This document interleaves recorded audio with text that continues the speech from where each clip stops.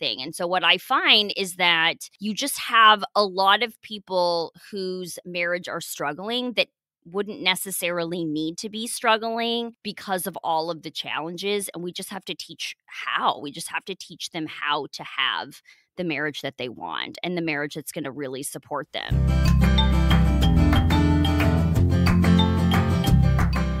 Welcome to More Than a Milspouse, the podcast for military spouses who want to live with more meaning and less overwhelm.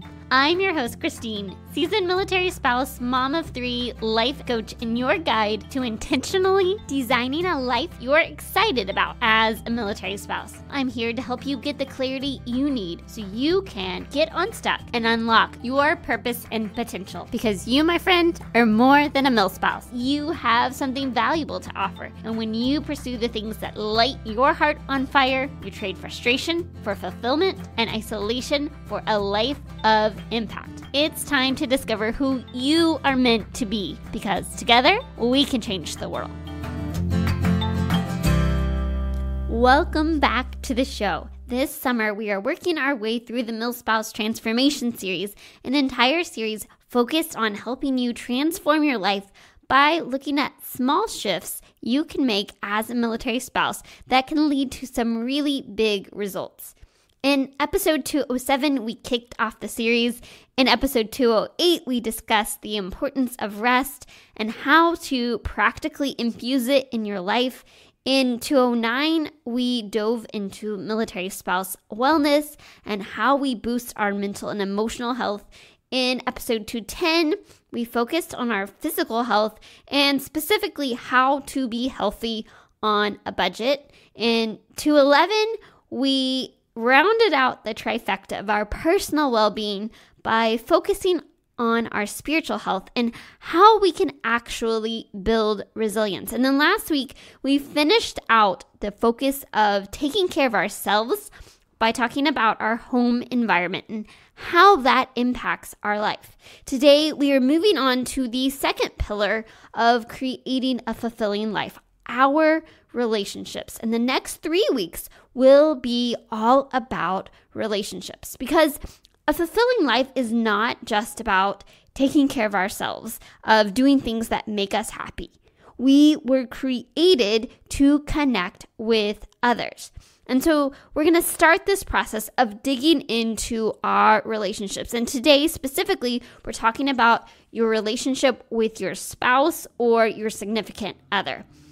And when I thought about who to have this conversation with, I knew I wanted to invite Dr. Lindsay Cavanaugh back onto the show. She was a guest on the podcast, about 2 years ago. And that conversation is still one of the most downloaded episodes on the podcast. I will have it linked for you in the show notes.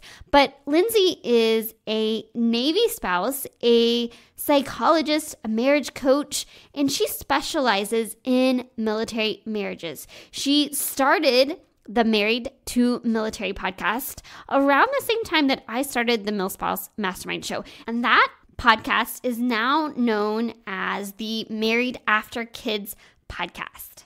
Lindsay, welcome back to the podcast. You were a guest on our show a little over 2 years ago, and so it's so exciting to have you back. Would you just take a moment to catch us up on what's been going on in your life over the last couple of years? You navigated an overseas move by yourself with 2 kiddos. What was that like? Oh my gosh. Hi, I am so happy to be back. It's so crazy just to think about all of the things that have happened in over 2 years. So I had a baby, which was a feat in and of itself. We moved to Japan. My husband was already deployed, and we did not have the passport for the newborn. It takes a really long time to get all of that stuff. And so by the time we got here, he was already deployed, and I traveled from Colorado to Japan by myself with let's see, how old was she at the time? A 5-month-old, a 4-year-old, and a cat, which honestly ended up being one of the hardest parts of the whole thing. We had 12 checked bags and I want to say 5 carry-ons, and we did it somehow. Somehow we made it here. We have since done 2 deployments. We're gearing up for our 3rd and just trying to navigate, like, life overseas. It's crazy to feel settled, but when you have deployments and stuff always coming up, it's hard to ever really settle, but I feel like I'm a totally different person than when we talked over 2 years ago. Well, that's a lot of life to go through in a span of 2 years. I mean, having a second baby, which changes a lot about life, navigating that first overseas move, that was a game changer for me. Just getting through that whole experience of what it's like to literally travel to the other side of the world with all of your belongings and just that adjustment. And then you're doing these deployments on top of that. So I feel like you have had all of the experiences in the last 2 years. It's kind of funny. I talk to my husband sometimes and I say, whatever like juice I had in my tank coming into this tour has sort of been depleted. For the first time, we're getting towards the end of his career, and for the first time I'm like, yeah, I am really ready to get out, which I know kind of comes up for people a lot. Um because this one has been tough. Like, there's been a lot of tears this tour. And for all the amazing parts and getting to experience Japan and getting to meet this amazing community over here, for all of those parts, there's been some really equally challenging, tough parts. And I think that it has really tested me in ways that I had never been tested before. And I know that I'm strong, right? As a military spouse, you have to be strong. But after this, I'm like, all right, what do you want me to do? Like, I can do absolutely anything. It doesn't mean I want to, but it means I know that I can. So I'm really curious because you have been a military marriage coach for the last couple of years as you were navigating all these situations. And what is it like to try to coach others well and hold space for them while you're going through this on yourself? So that's a really good question. I think that it was sort of what saved me, and many times because I got to really do something still that kind of lit me up. And I know one of the hardest parts about moving is really getting established. Like, where's your community? Where do you fit in? What's the things that are yours? And because now I've been doing this coaching online, I had that. And so it was sort of like my talisman. It was like the constant, like this area of my life I feel like I know what I'm doing. I feel really confident. It feels really stable. And when everything else felt like it was like turned upside down. So I kind of say that it was just as life-saving for me as it was to my clients during that time. That's good. Just to have, when we have that one thing that is our own that we can feel confident in and that we can take with us when we move. Because Mhm. sometimes, you're starting over from scratch in so Totally. many different areas of life. And to have that one thing that you can hold on to say, this is mine and I can take this with me, that's really Totally. powerful. And look, I think that this can be hobbies. I think it could be things, like hiking. It could be things like, going out to new restaurants. It could be, I mean, it doesn't have to be work like it was for me in this situation. I've even gone to new places and had like regular friend phone dates until I set up friends where I am, just knowing, right? I think bringing in some of those familiar comforts when you initially move it's really invaluable, and it really makes such a difference. It really, really does. And there's so many different ways to do it. Like you said, it doesn't have to be taking the job, but anything that you can take with you. It made a huge difference for me when I moved from Guam to Hawaii to say, I'm still taking the podcast. The podcast is coming Mhm. with me. I don't have to Mhm. leave that behind just because I'm moving. And so there's so many different ways that we can do this. I would love for you just to talk over the last few years as you have worked with military spouses in particular about their marriage. What are some of the biggest takeaways that you've learned through this process? Whew, that's a great question. I think one of the biggest takeaways that I always carry with me is that nobody knows how to have a healthy relationship. And it's not our fault. Nobody is taught how to do this. They don't cover this stuff. We, as a scientific community, know exactly what makes healthy marriages. But, like, my guess is that you probably don't know what that is. Like, nobody knows. Like, we have all of this data, and and it's not being shared. And Mm. yet, research also shows that your marriage is the number one predictor for how happy and healthy you are. So they did this 80-year study in out of Harvard, and they looked at all these markers, things like genetics and diet and exercise, and they went really deep into like hair color and all of this, thinking that some of these things had to predict happiness. And what came out of it was every single time it pointed to marriage. And these actual scientists, they didn't believe that. And they ran it again and again. For 80 years, they have done this study to show that marriage is the number one predictor. And yet nobody talks about it. And I think that as a military community, you have the same sort of thing. You have people that don't know how to make or have or create a strong marriage. You don't know how to pivot when it's not going well. You don't know how to get out of struggles in super healthy ways. We're all just sort of guessing and trying things and going off of what we've learned or what we've been modeled. And then with military, we have all of these really challenging added barriers that also get in the way of this, right? You have these unnatural things like deployments where you're gone for months at a time. You have this kind of chaotic schedule that is ever changing that you have no control over. I've dove into even some of like the parenting literature, and they talk about like the importance of kind of helping each other and sharing the mental load, and that isn't always a thing for military marriages. Like, even if they wanted to, that isn't always a thing. And so what I find is that you just have a lot of people whose marriage are struggling that wouldn't necessarily need to be struggling because of all of the challenges, and we just have to teach how. We just have to teach them how to have the marriage that they want and the marriage that's going to really support them. So, if you were president for a day and Ooh. you had the chance to take all of this data that exists and say, how do we help military marriages?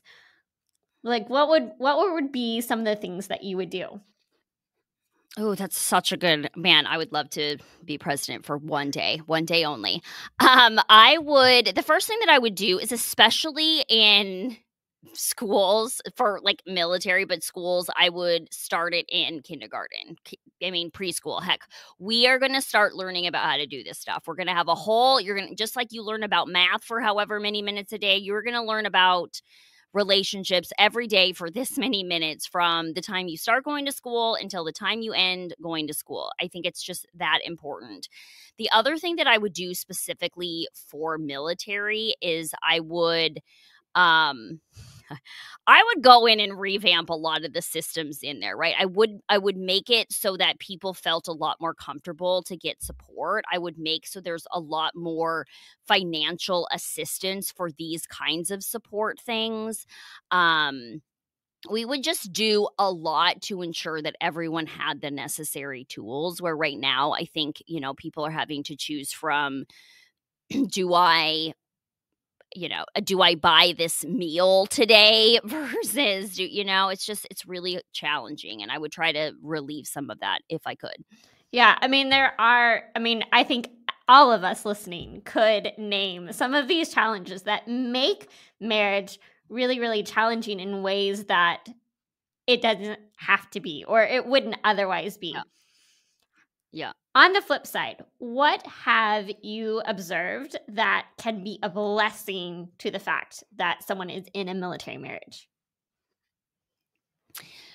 One of the things that even in my own marriage that I say all the time is we had to be so sure of each other really early on. We started long distance. He immediately started workups for a deployment, and he is my husband's Navy, so we had only email, and it was like it would have been easier for me to date anybody else. Like, it would have been easier, I was like, "Ah, no, I'm just gonna," and I didn't want to, and I think that really grounding into that, like, we were so sure about each other. Like, I may not always still be sure that I even like all these aspects of military life, but we were so sure about each other, and we knew we had to figure out how to communicate in it. And I think that this is the toughest part for people sometimes, is they don't always get to the how. I mean, I guess I have the benefit of going to school and kind of knowing what we needed to do, but I think that above all, people just can take advantage of all that stuff. The other thing that military marriages do is they really appreciate the little things a lot more than the average civilian couple, right? Like, I appreciate when he is home. I probably will say thank you a whole lot more. I try not to take advantage of the little moments because I know that it might not happen for much longer. Or we are gearing up for another deployment here, and I think that just the gratitude and like daily gratitude has shown to be a very strong marker of a healthy, successful marriage. And so I think that that's another thing that we have that just really kind of naturally is built in because we know what it's like to not get it. Yeah, I mean, that gratitude and that perspective that we have, that, not every holiday or birthday or whatever are we going to get to spend together, and it makes Mhm. you Mhm. appreciate the time that you do have together so much more than if you just take it for granted that we always do this or this is always available to us. Mhm. Yeah, even just the little things like when my husband gets to take my daughter to school and just gives me that extra 15 minutes of my day back, I appreciate that because for so many of the days I have to do that. And I think that in the Gottman Institute really came out with this, that they were saying, hey, they're older, I want to say probably 70s at this point, and he's like, I make coffee for her every morning, and every morning she says thank you, and it's part of that ritual, and we need to do it. And I think that it's so easy to get into the routine of life and forget to say those things and do those things. And I think military life almost like forces us to remember, but it's good because we're putting those really key elements that make a healthy marriage in, because we do appreciate it. It is important. Yeah. So for those of us who are in a place where we're like, hey, there are a lot of stressors on our marriage, and our marriage isn't where we want it to be, sometimes we don't want to necessarily work on our marriage because we know the other person is going to be deploying, or they're working Mm. long hours, or whatever it is that you're like, if they can't invest in this, then I'm not motivated to invest in that. So what would you say to that? I love this question. So I would say still get support. And I personally have created a one-sided marriage support system where I work with just, one party. And the reason for that being is because I worked in the military community for so long, and there was a lot of that where it's like, oh, I can't get started because my partner's going to be gone, or I can't get started because they don't want to get support yet. They are, right, they're worried about that this will get to their command and this will affect their job, or they're just, you can be like, they're just tough and they don't need it, kind of thing. And so to me, that is more damaging when you feel like you just have to wait, when you just have to wait until they get ready. Because look, when it comes to making changes, there's actually stages of change.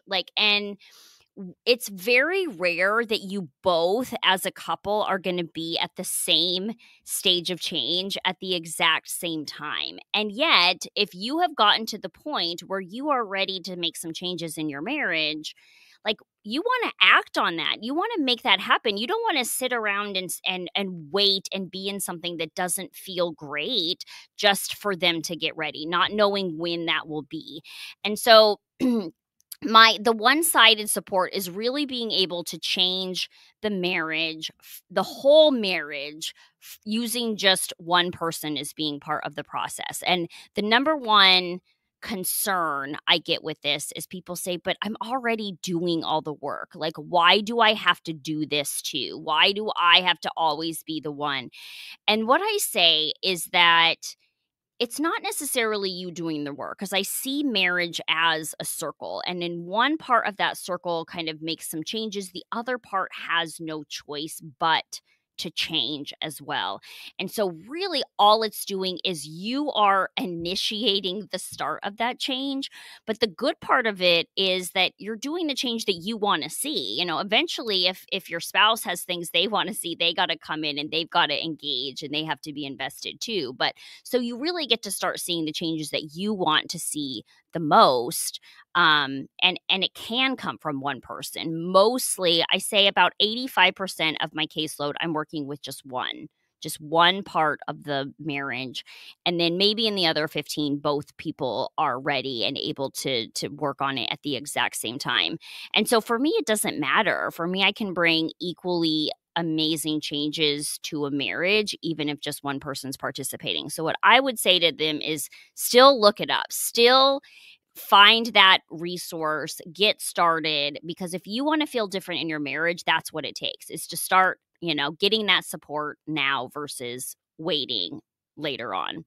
And that's what I love about what you are doing, because I feel like there's so many people out there that if you go to a counselor, they're like, well, if you want to do marriage therapy, then you've got to bring both parties. And it can feel like, well, this is just one more area where I'm putting my life on hold. I'm putting my dreams, I'm putting what I really want out of life on hold because of military life. And what I have learned and experienced in my own life is that there is always something that we can be doing to grow ourselves, to improve an area that isn't dependent on our external circumstances, that isn't dependent on anyone else. If I want to have better friendships, I can work on myself and on how I can be a better friend, regardless of what the people around me are doing. And that is the same for our marriage relationships. Like, I can work on myself regardless of whether my spouse is working on themselves at the same time. Totally. I actually made an entire mini course called How to Help Your Partner Shift. And the entire premise of this course is how you bring about changes in your partner, but you're the one initiating those changes. Because so often what happens is people are asking different things from their spouses, but they're doing it in a way that's bringing up defensiveness in their spouse. That's right. And so they're not seeing the changes they want to see. And then our brains make all these weird stories about, oh, they don't care enough. Oh, they don't want to do it. Like all of these things. And eventually now nothing's happening and everyone's unhappy, when really there are some key changes that we can make as individuals that will also bring key changes in what they do. And I think that we so often underestimate the power that we have in a dynamic to kind of bring in what we want. And so that really is what it's all about, is how do you, right? What kind of language do you use? What kind of tone do you use? What kind of how do you set it up? How do we do it in a way that actually communicates to your spouse where they aren't defensive, where they're listening, where they can hear you, where they can, start to actually talk about it, ask questions, and then you can hear about if they're not doing a certain thing, what is getting in the way and how you troubleshoot that. Like, it's a game changer. And some people are just never getting to those conversations because of the defensiveness or resentment or whatever it is that's getting in the way. Yeah, and there's so many things that we can tell ourselves stories and start to believe them, whether or not they are actually true at all, about how the other person is responding. But there's a way out of that. So if we know that we want a stronger or better marriage than what we have right now, what are one or two practical things that we can do to make a difference in the relationship we have? Yeah, I think that if you know that you want a stronger marriage, to me, there's always, it's like two angles of the same thing. First of all, how are you thinking about your marriage? Are you thinking they're never going to change? This is going to be bad forever. They don't care about me, right? And these are all really natural, normal thoughts that we all have. Like, it's not like right? We all do this. And these thoughts are really, really devastating to our marriage as a whole. Because if I think that my spouse doesn't care, I'm probably not going to show up for him. I'm probably not going to do the things that fuel him as well, that make him feel loved, that make him feel cared for. Because I'm not cared for, I'm going to just protect myself. And so, really digging into how are you thinking about the marriage, and is it ultimately serving your marriage overall? And I personally adopt a mindset of my marriage is strong no matter what. My spouse cares about me more than anything, no matter if I feel like I'm seeing it or not, right? Like, no matter if I feel that that's what's happening. So, in my head, if I ground into that mindset, that means then if he cares about me and I'm not feeling it, there's something getting in the way. It's not being communicated. There's a barrier in place, and I need to figure out what that is instead of actually helping him to care more. Right? And so it's such a different, like, I'm not stuck in this, like, someone doesn't care about me, which just feels really terrible. And instead I'm focusing, something's in the way. Let's fix it and figure it out and get rid of it so that I can feel it. So that's kind of the one side.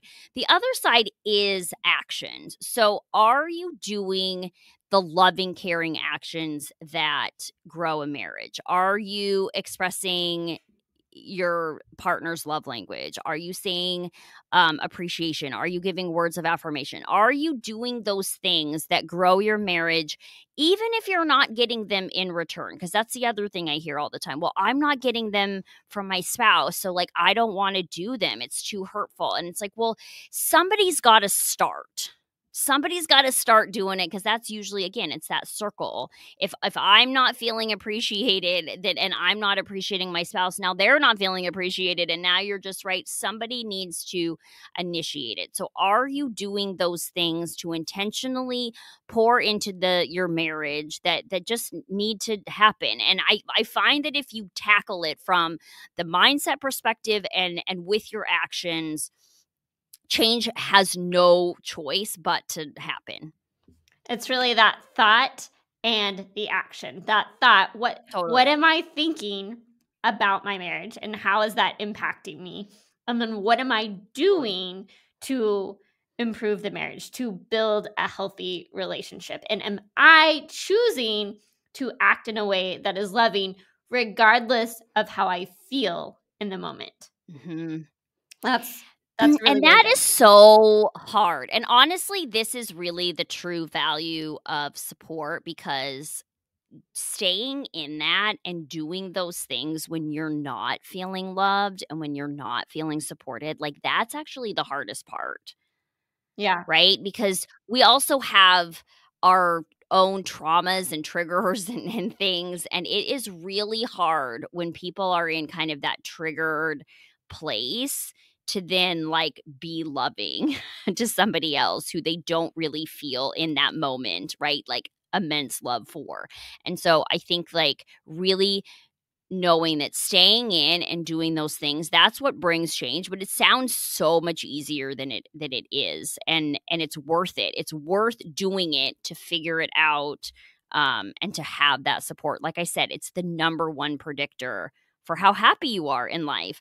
It's the number one predictor of longevity, how long you live. It's so crazy important how this stuff is, and doing it is challenging enough. And that's where just having somebody that can, like, let's stay in it. You're so close. Like, let's try this because that wasn't working, right? Like, just that little bit of support to get you where you want to be. Because it's one thing to know what you need to do to actually affect change, to actually make the Mhm. change is what's Yes. hard. And if it was easy, we would not be having this conversation because everybody would be doing it.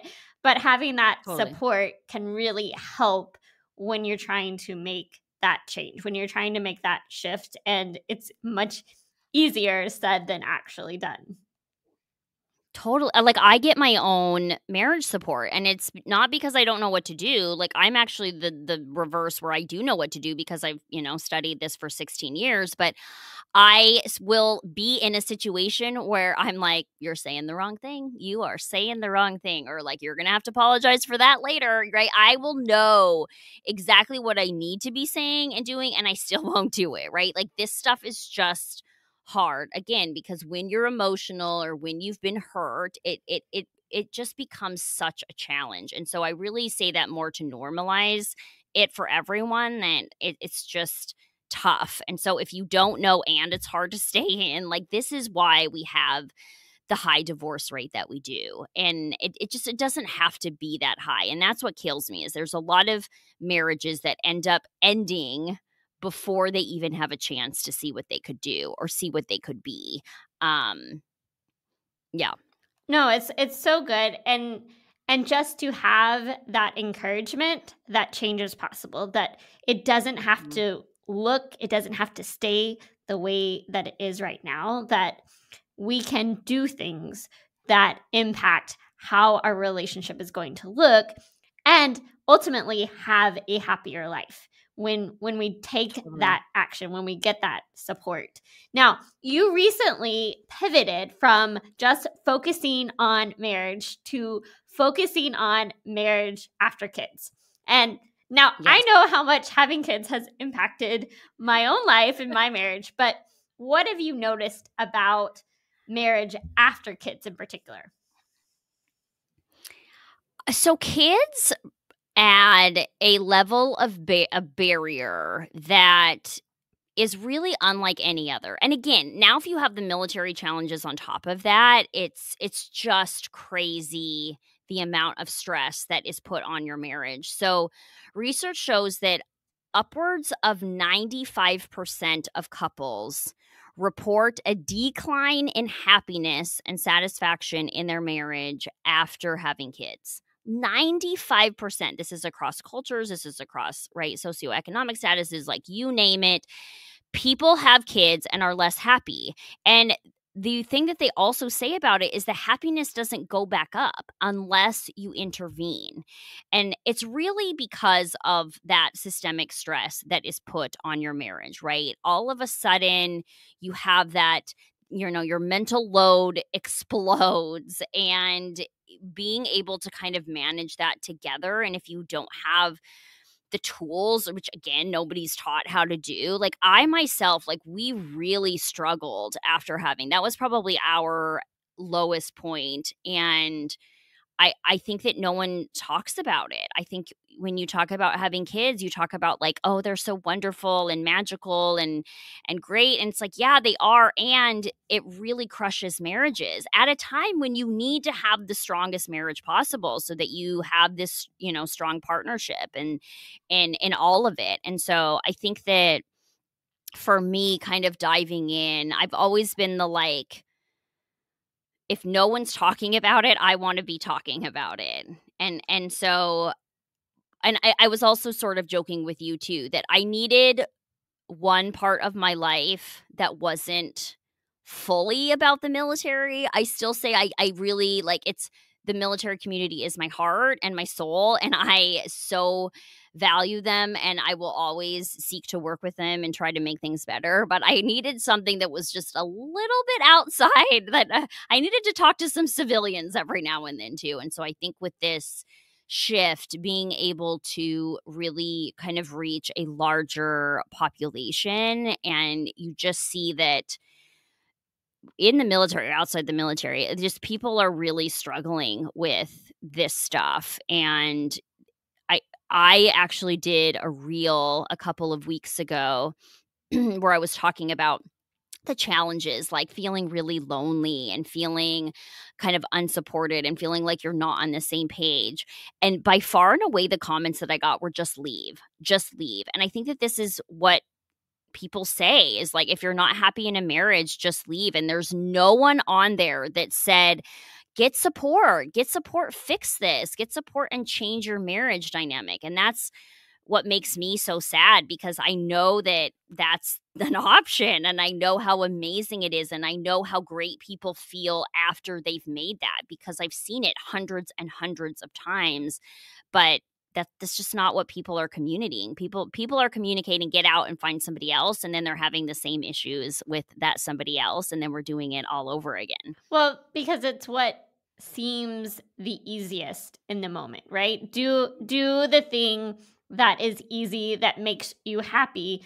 But usually, if we're not solving the root cause of the issue, like that just comes up in a future relationship. And really to say, hey, there's another way. Like you said, I don't hear as many people saying, hey, you can work on this. You can get to what's really causing the problem, rather than just saying the other person is the problem. Yeah. Yeah, and I agree. I hear that all the time. It's just easier to leave. And the reality is like, getting a divorce is not easy. Getting a divorce is actually really, really challenging. I have 3 clients right now that are going through a divorce, and they've been doing it for over a year, and it's very emotionally taxing, and it's really hard and really devastating. And so I always say, like, both tracks are actually hard.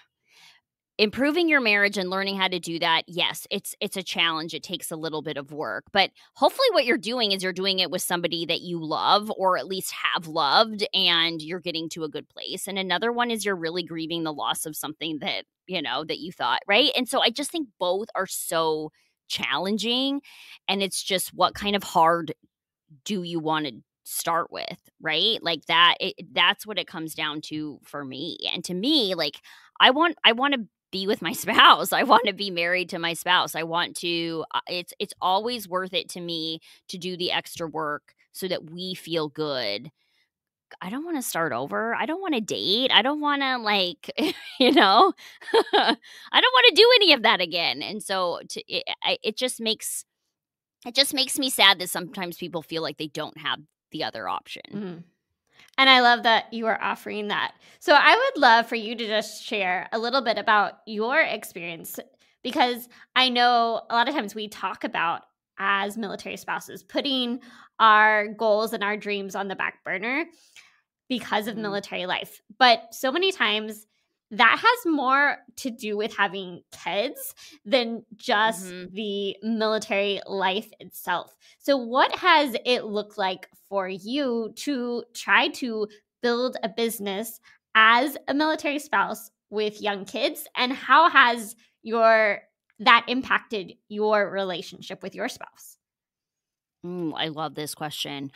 You're right. I think that having kids has been a way bigger challenge for me with my business, with my practice, than the actual military life. And I've had a lot of challenges with military life, because as a person living overseas, we are not allowed to work in certain circumstances. Like I had to get a lot of legal approval. I can only see people in these locations.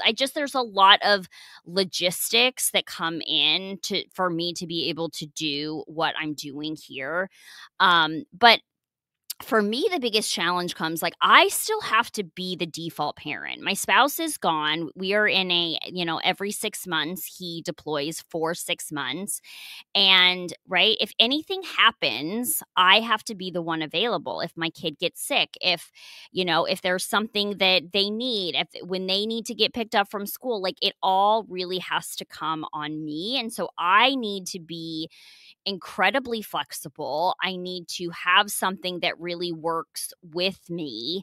And so I have had to really figure that piece out. I always worked in clinics, and I always just worked in hospitals. And so all of a sudden, like, that wasn't conducive to this lifestyle. And I know that in that moment when I had to quit, and it was kind of also around COVID. We were stationed in Portugal. I couldn't work. And it was like the most resentment I ever had. And the natural outlet was my spouse. Like, I knew I didn't want to take it out on him, but it was almost impossible not to. Like, your career has put me into this position where I can't do what I want to do, and I was not happy. I really give a lot of credit to full-time parents that, that stay home, because it is such a challenge for me. It is not something that I am built to do. I used to have a lot of guilt about that, but I just let that go, because I'm not good at it. I don't even end up enjoying it.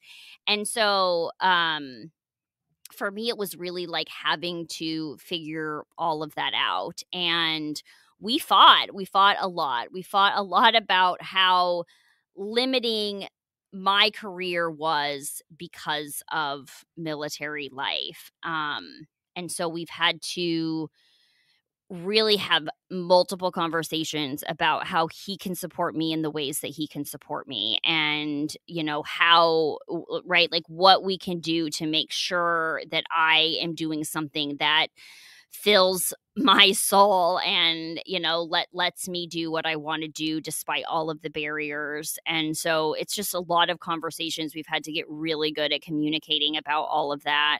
And then I've had to create something again that's just really flexible. Like, I still have to be the one to flex if something comes up, and being kind of okay with that too. So I feel like there's just so many different layers, and it's that kind of thing a civilian will never appreciate. Yeah. And I think it's so helpful to have people that we can reach out to that understand these unique challenges, that it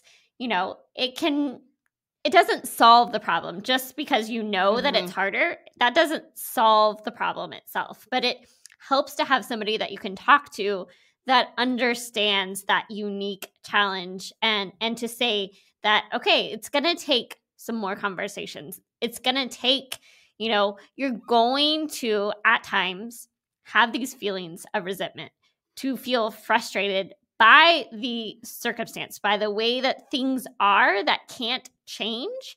But there is a path through it, a way forward, and you can get support in that. Yes. Yeah. And I think even being able to say, like, how did you solve that problem? Like, maybe it might not be what solves mine, but like, I want to hear people who have gone through the problems that I'm currently experiencing, and figure out what they did.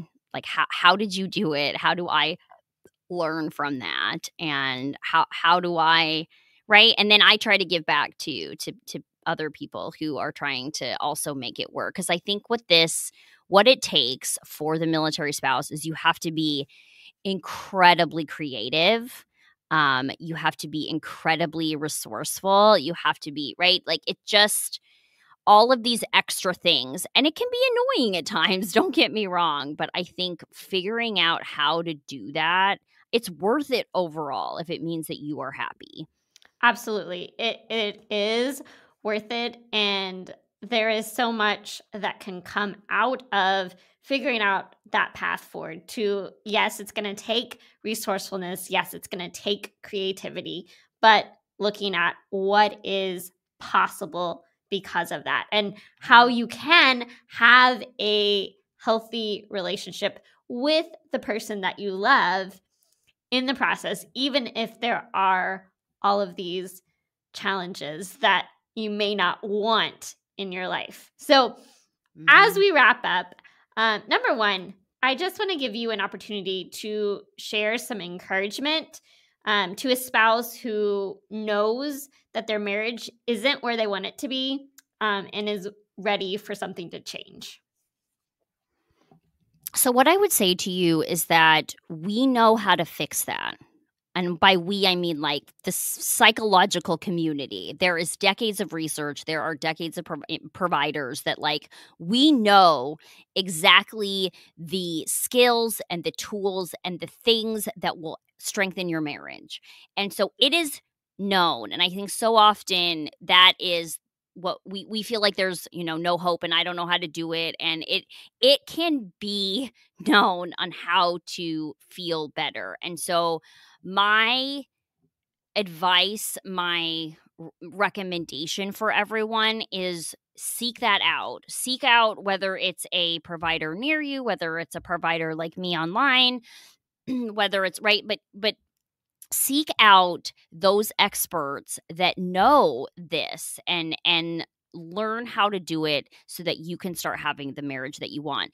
And even if you start seeing a provider and you don't click or you don't, find a different one, because that's the other thing I see too, where somebody has tried some sort of counseling or something in the past and felt like it didn't work. And I think it really is, find the provider that's going to serve you best. I have sometimes gone through like 5 or 6 before I found, will find the one that I really like.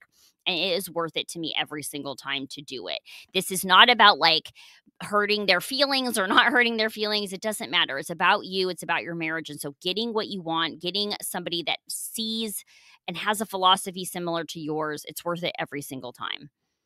Which is a great segue into letting everybody know how they can connect with you and work with you. Yeah. So I love connecting with people. I love hearing from people. I love it's me in the DM. So I love talking with people. I love answering questions, all of the things. You can find me on Instagram at MarriedAfterKids.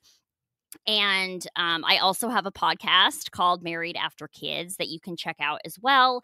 And I do offer a free 30-minute Married After Kids intervention call. Like I said, military will always have my heart. And so I always will, offer some special things for my military community. And so if you're interested, absolutely get on that call. Let me know that you heard about this from here, and we can make sure that you are taken care of. All right. Well, thank you so much, Lindsay, for coming on today and for just sharing your wisdom and your expertise and most of all, your encouragement with us. Yeah, thank you so much. It's so fun to be back and just see how we've both grown, and it's just really exciting. So thank you for offering this wonderful resource for everybody. If you know that your marriage isn't where you want it to be, then I highly recommend booking a session with Dr. Lindsay. She has spent her career studying military marriages, and she absolutely understands the obstacles that come with military life and how to build a healthy relationship in the midst of those obstacles. Now, next week on the podcast, we will continue our exploration of relationships, talking all about transforming your relationship with your family. Until then, come join me inside our free Facebook community. Send me a DM on Instagram. And if you haven't yet downloaded your own copy of the Milspouse Transformation Guide, don't forget that tool is free for you on the website all summer long. Until next time, may you live filled, fueled, and full of joy. Hey, amazing Milspouse, before you go, I want you to know that I love hearing from you. The More Than a Milspouse community exists to help you thrive as a military spouse. Figure out what lights your heart on fire and empower you to live with purpose and impact. You can have an incredible impact simply by heading over to iTunes to subscribe and leave a review. But your impact doesn't stop there. You can empower those around you simply by sharing an episode with a friend or neighbor, someone who needs a little encouragement in this military life. And if this episode was meaningful to you, spread the love by taking a screenshot of this episode and tagging me on Instagram so we can continue to reach more people, change more lives, and shift the way that military spouses look at life. Because we are better together. Together, we can change the world. Let's do it.